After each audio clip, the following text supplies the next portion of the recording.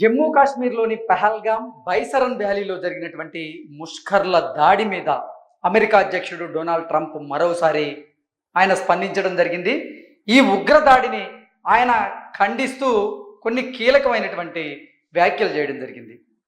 దశాబ్దాల కాలం పాటు కాశ్మీర్ వల్ల ఇటు భారత్కి పాకిస్తాన్కి మధ్య గొడవలు జరుగుతున్నాయని, ఆ రెండు దేశాలు మాత్రమే ఈ సమస్యను సామరస్యంగా పరిష్కారం చేసుకోగలవు అంటూ డొనాల్డ్ ట్రంప్ కొన్ని కీలకమైనటువంటి వ్యాఖ్యలు చేసినటువంటి నేపథ్యంలో అసలు ట్రంప్ ఏ సందర్భంలో ఈ వ్యాఖ్యలు చేయాల్సి వచ్చింది అనేది ఒకసారి మనం విశ్లేషణ చేసుకునేటువంటి ప్రయత్నం చేద్దాం. పెహల్గాం దాడి చెత్త పని, పరిష్కారం భారత్ పాక్ చేతుల్లోనే ఉంది అంటూ డొనాల్డ్ ట్రంప్ మాట్లాడారు. పహల్గాం ఉగ్రదాడితో భారత్ పాక్ మధ్య నెలకొన్నటువంటి ఉద్రిక్తతలను ఆ రెండు దేశాలే పరిష్కరించుకుంటాయంటూ డొనాల్డ్ ట్రంప్ చెప్పారు. జమ్మూ కాశ్మీర్లోని పహల్గాంలో పర్యాటకులపై జరిగినటువంటి ఉగ్రదాడిని అమెరికా అధ్యక్షుడు డొనాల్డ్ ట్రంప్ మరోసారి ఖండించారు. ఈ సందర్భంగా ఆయన కీలకమైనటువంటి వ్యాఖ్యలు చేశారు. భారత్ పాక్ మధ్య కాశ్మీర్ విషయంలో చాలా ఏళ్లుగా గొడవ జరుగుతోందన్నారు. అయితే దాన్ని ఆ రెండు దేశాలే పరిష్కరించుకుంటాయంటూ కూడా డొనాల్డ్ ట్రంప్ తెలియజేశారు. రోమ్ పర్యటనకు బయలుదేరినటువంటి ట్రంప్ ఎయిర్ ఫోర్స్ 1 విమానంలో విలేకరులతో మాట్లాడారు. ఈ సందర్భంగా భారత్ పాక్ ఉద్రిక్తతలపైన అడిగినటువంటి ప్రశ్నకు ఆయన సమాధానం ఇచ్చారు. ఆ రెండు దేశాలు నాకు చాలా దగ్గర. ఈ పాయింట్ మనం బాగా అర్థం చేసుకోవాలి. ఆ రెండు దేశాలు నాకు చాలా దగ్గర. కాశ్మీర్ విషయంలో భారత్ పాక్ల మధ్య చాలా ఏళ్లుగా ఘర్షణలు జరుగుతూ ఉన్నాయి. ఇక తాజాగా పర్యాటకులపై జరిగినటువంటి ఉగ్రదాడి చెత్త పని. ముష్కర్ల దాడిలో అమాయకుల ప్రాణాలు కోల్పోవడం విచారకరం. అయితే ఏళ్లుగా నలుగుతున్నటువంటి సరిహద్దు ఉద్రిక్తతలను ఆ రెండు దేశాలే పరిష్కరించుకుంటాయంటూ కూడా డొనాల్డ్ ట్రంప్ అయితే వ్యాఖ్యానించారు. ఏప్రిల్ 22న పహల్గాం సమీపంలోని ప్రముఖ పర్యాటక ప్రాంతమైనటువంటి బైసరన్ లోయలో ఉగ్రవాదులు నరమేధానికి పాల్పడినటువంటి సంగతి తెలిసిందే. సైనిక దుస్తుల్లో వచ్చినటువంటి వారు పర్యాటకులను చుట్టుముట్టి అతి సమీపం నుంచి కాల్పులు జరిపారు. ఈ ఘటనలో 26 మంది ప్రాణాలు కోల్పోయారు. లష్కరే తోయిబా అనుబంధ సంస్థ అయినటువంటి ది రెసిస్టెన్స్ ఫోర్స్ ఈ దాడికి పాల్పడినట్టుగా మనకి ఇప్పటికే తెలిసిన విషయమే. సో ఈ ఉగ్రదాడి ఏదైతే ఉందో ఈ ఉగ్రదాడిని ఉద్దేశించి డొనాల్డ్ ట్రంప్ అయితే మరోసారి ఆయన స్పందించడం జరిగింది. దీన్ని ఖండించడం కూడా జరిగింది. అంటే ఈ ఉగ్రదాడి జరిగిన రోజు నుంచి కూడా అమెరికా అధ్యక్షుడైనటువంటి డొనాల్డ్ ట్రంప్తో పాటుగా అమెరికా విదేశాంగ శాఖలో పనిచేస్తున్నటువంటి ఎంతోమంది అధికారులు కూడా దీన్ని ఖండించారు. ఖండించి ఇది చెత్త పని, ఇది విచారకరం అంటూ వారు మాట్లాడారు. అంతేగాని భారత్కు అండగా నిలబడినటువంటి సందర్భాలు అయితే లేవు.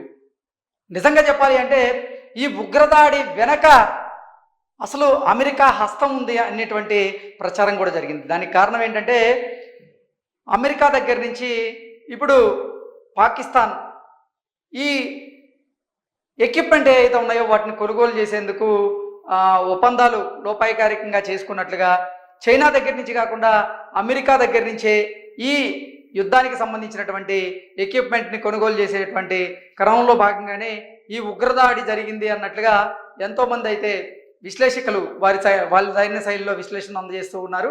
అయితే ఒక ప్రచారం అయితే పెద్ద ఎత్తున జరుగుతూ ఉంది. ఈ నేపథ్యంలోనే డొనాల్డ్ ట్రంప్ కూడా ఈ యుద్ధం గురించి మా ప్రమేయం ఏం లేదు, ఆ రెండు దేశాలు మాత్రమే దీన్ని సామరస్యంగా పరిష్కరించుకోగలవు అంటూ ఇప్పుడు ఈ ఉగ్రదాడి గురించి ఆయన మాట్లాడారు. అలాగే అసలు ఈ ఉగ్రదాడి మాత్రం చాలా చెత్త పని, దీన్ని ఖండిస్తున్నాం అంటూ కూడా డొనాల్డ్ ట్రంప్ అయితే మాట్లాడడం జరిగింది.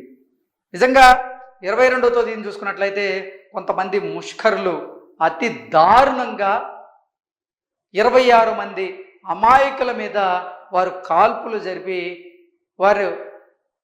కాల్పులు జరపడంతో 26 మంది అమాయకులు పర్యాటకులు అసూలు బాశారు. ఉగ్రదాడిలో మరణించినటువంటి ఈ 26 మంది అమాయకుల మృతదేహాలను వారి స్వస్థలాలకు చేర్చారు. చేరిన తర్వాత వారి కుటుంబ సభ్యులు కన్నీరు మున్నీరుగా విలపించారు. వారి రోదన మిన్నంటింది. ఆ తర్వాత యావత్ భారత జాతి మొత్తం కూడా ఈ ఉగ్రదాడి ఘటన మీద రగిలిపోయింది.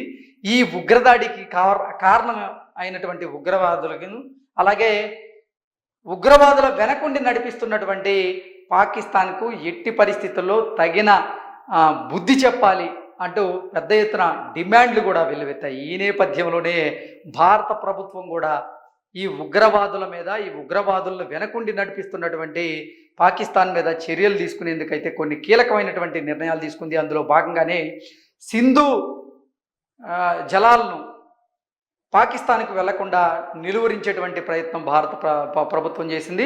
దాంట్లో సక్సెస్ అయింది. ఆ తర్వాత భారతదేశంలో ఉన్నటువంటి ఈ పాకిస్తానీలు ఎవరైతే ఉన్నారో 48 గంటల్లో వారు భారత్ని వదిలి వెళ్లాల్సిందే అంటూ భారత ప్రభుత్వం వారికి హెచ్చరికలు జారీ చేస్తూనే ఆదేశాలు జారీ చేసింది. ఇప్పటికే పాకిస్తానీలకి ఈ వీసాలను రద్దు చేసింది. అలాగే మెడికల్ వీసాలను కూడా రద్దు చేసింది.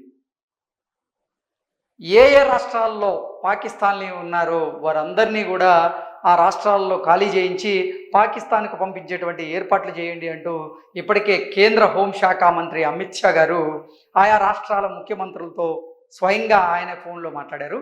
ఒక్క హైదరాబాద్లోనే చూసుకున్నట్లయితే 200కు పైగా పాకిస్తానీలు ఇక్కడ ఉన్నారు అనడంలో ఎటువంటి అతిశయోక్తి లేదు. కొంతమంది మెడికల్ వీసాల మీద వచ్చారు, కొంతమంది అంటే 35 మంది బిజినెస్ వీసాల మీద వచ్చారు, మరికొంతమంది అంటే 150 మందికి పైగా కొన్ని వీసాలతో వచ్చారు. వారందరూ కూడా 48 గంటల్లో హైదరాబాద్ని వదిలి వెళ్ళిపోవాల్సిందిగా ఇప్పటికే అధికారులు అయితే వారికి ఆదేశాలు జారీ చేశారు. అయితే పాకిస్తానీలు భారత్ని వదిలి పాకిస్తాన్కి వెళ్ళడంలో కొన్ని సవాళ్ళు అయితే ఎదురవుతున్నాయి. ఆ సవాళ్ళను కూడా ఇప్పుడు సామరస్యపూర్వకంగా వాటిని పరిష్కరించేలాగా భారత ప్రభుత్వం అయితే కొన్ని నిర్ణయాలు తీసుకుంటూ ఉంది.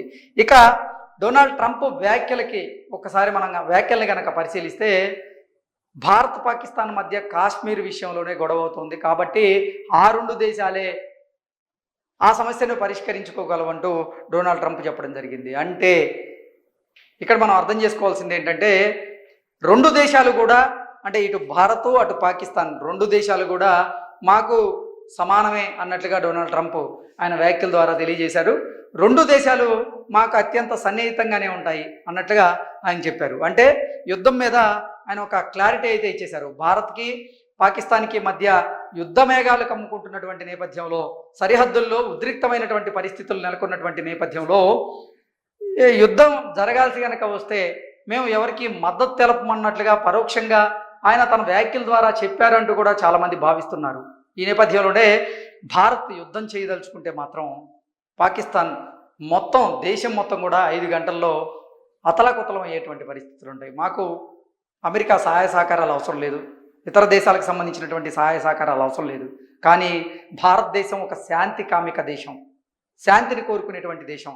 పదే పదే ఉగ్రవాద చర్యలతో, ఉగ్రవాద దాడులతో పాకిస్తాన్ ఎన్నిసార్లు భారత్ను కవ్వించేటువంటి ప్రయత్నం చేసినప్పటికీ భారత్ మాత్రం